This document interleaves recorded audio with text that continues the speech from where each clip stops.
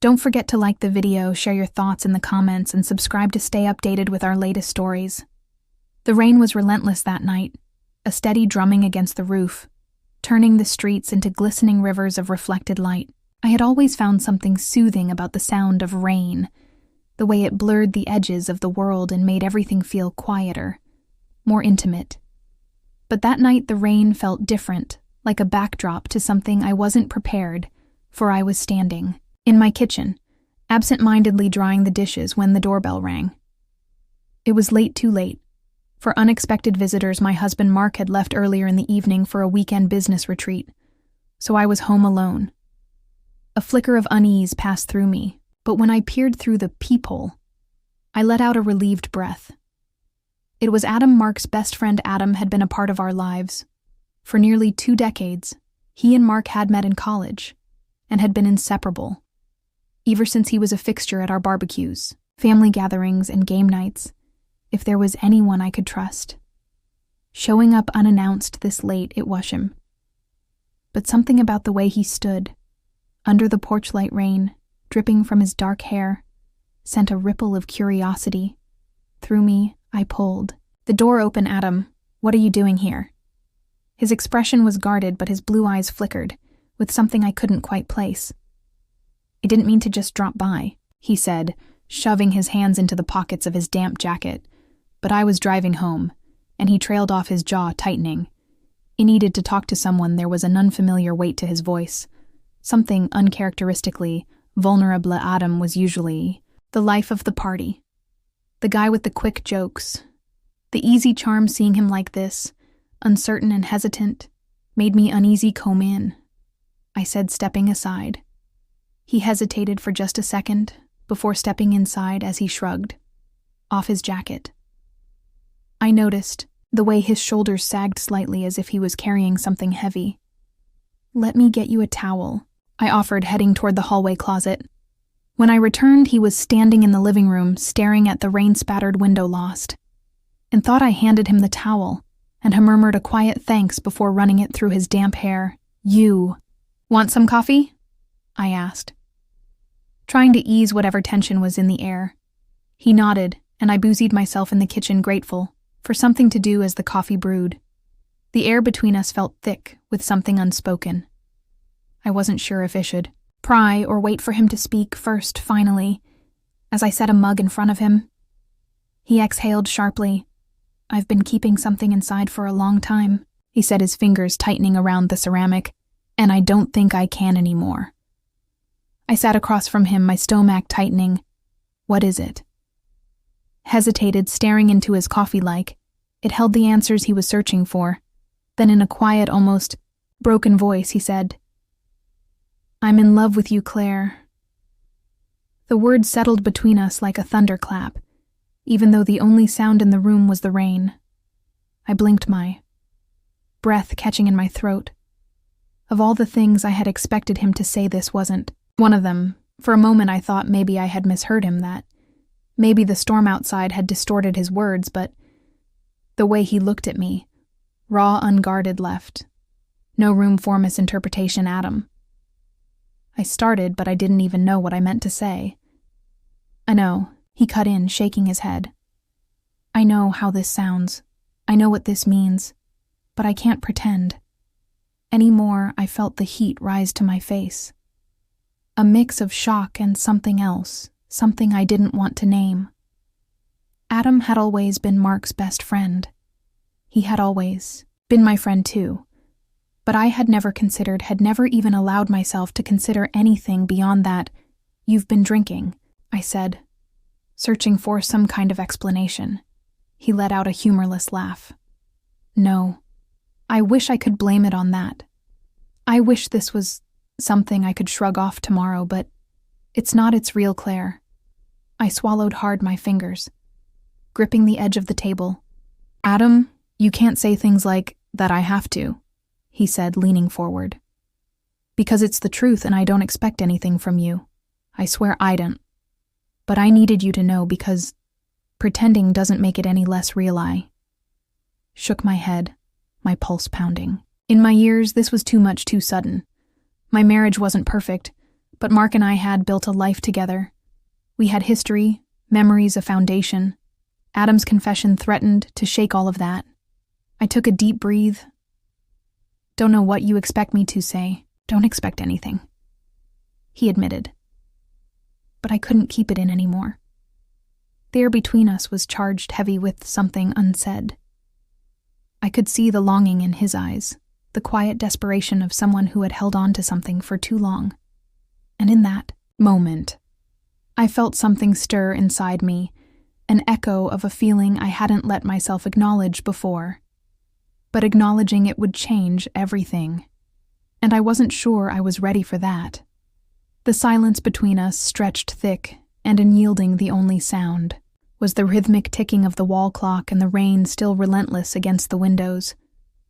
I felt as if the air had been sucked out of the room, my mind, scrambling to process what Adam had just confessed. "I shouldn't have said anything," he muttered, rubbing a hand over his face. "I've probably ruined everything."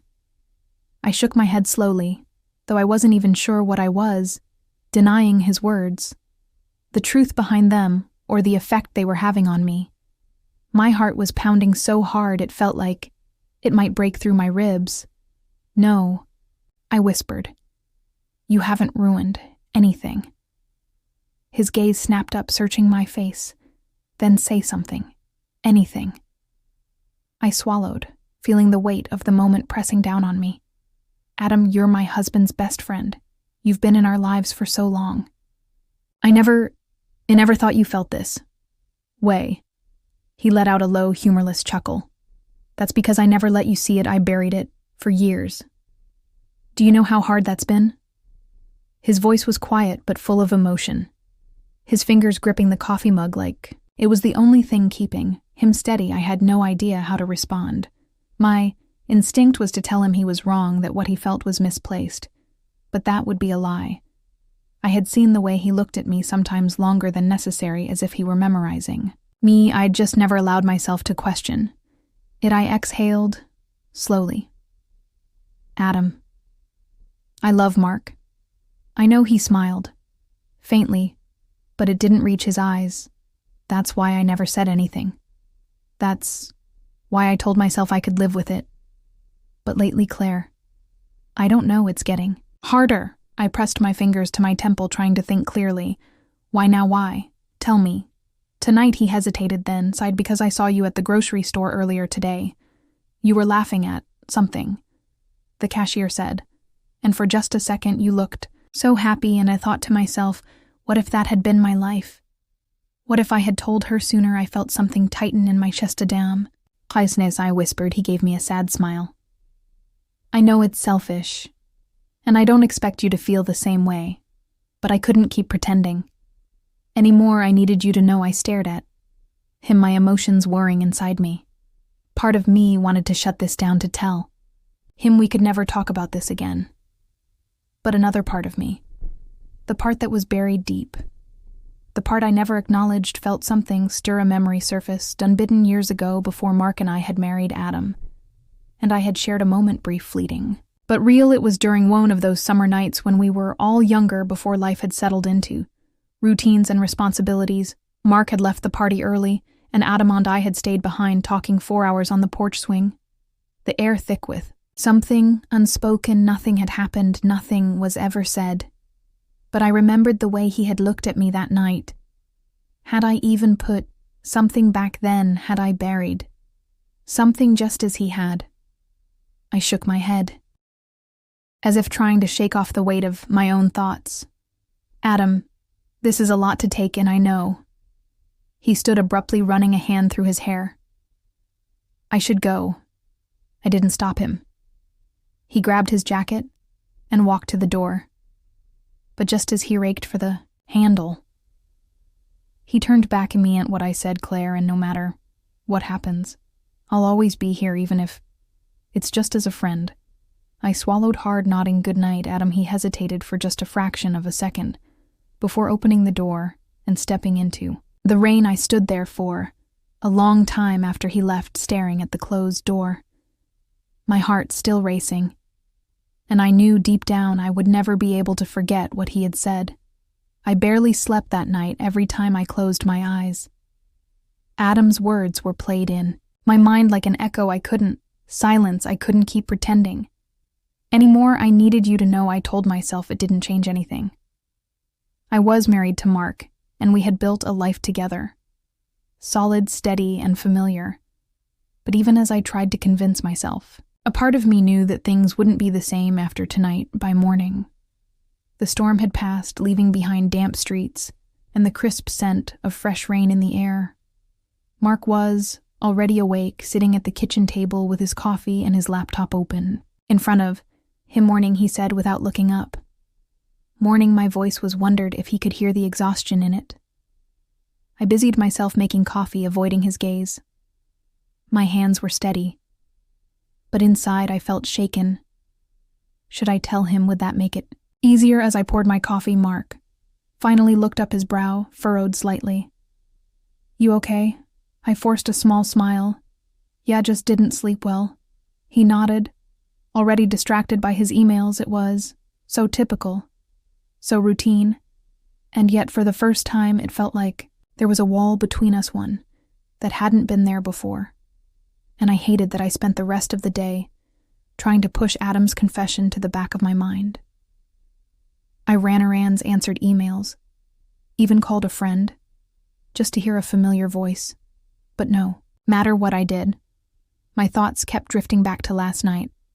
The way Adam had looked at me, the weight in his voice, the way my heart had reacted to spite myself by late afternoon. I knew I couldn't avoid it any longer. I grabbed my phone and hesitated for a long moment before finally typing a message me. Can we talk? The 3 little dots appeared immediately. Then his reply came. Adam, of course. When and where? I stared at the screen, my stomach twisting. Meeting him felt like crossing a line. But I also knew I couldn't leave things unresolved. Me, the park 60p. Adam. I'll be there. The park was quiet when I arrived. The rain had left, the air cool and crisp, the grass still damp beneath my shoes.